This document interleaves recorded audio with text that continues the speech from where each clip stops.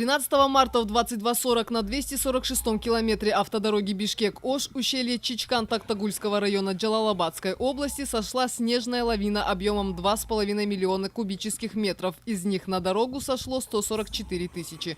Трасса Бишкек-Ош полностью закрыта. На постах Сосновка, Өтмөк и Арал открыты пункты обогрева и питания для тех, кто простаивает в пробках. Пункты обогрева и питания выдавались горячее питание, чай, хлеб. А также на ночное время для водителей, а также для пассажиров, именно женщин, детей, было организовано Карабалта гостиница.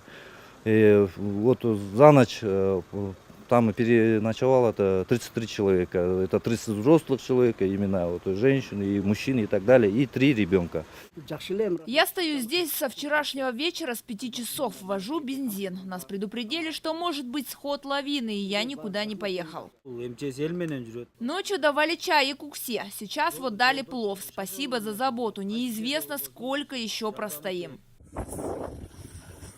Сейчас на месте происшествия работают 5 единиц инженерной техники и 41 спасатель. От нас уехал ночью на помощь один погрузчик. И с двух сторон работает по 2 техники. И когда откроется, там связи нету, пока неизвестно. Также ведется работа с гражданами, которые все же собираются выезжать в Ош. С поступлением сигнала по приказу министра МЧС генерал-майора Буронова была поставлена задача провести ряд мероприятий для упреждения, чтобы каких-либо чрезвычайных ситуаций чтобы не случилось.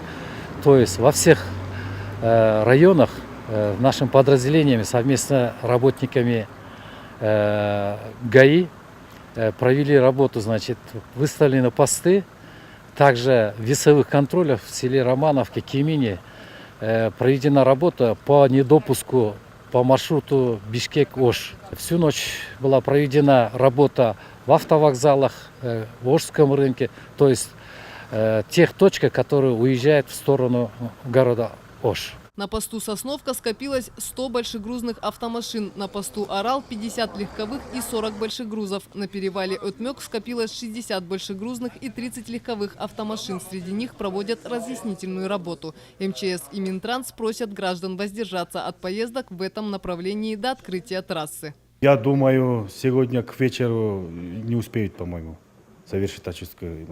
Пострадавших по предварительным данным нет. На посту в Сосновке пропускают только легковые автомобили, которые направляются в Сусамыр или Талас. Те, кто направляются в Ош, ожидают полного открытия дороги Бишкек-Ош. А когда она откроется, пока неизвестно. Мария Иванова, Оскар Улан-Улу, Общественный первый канал.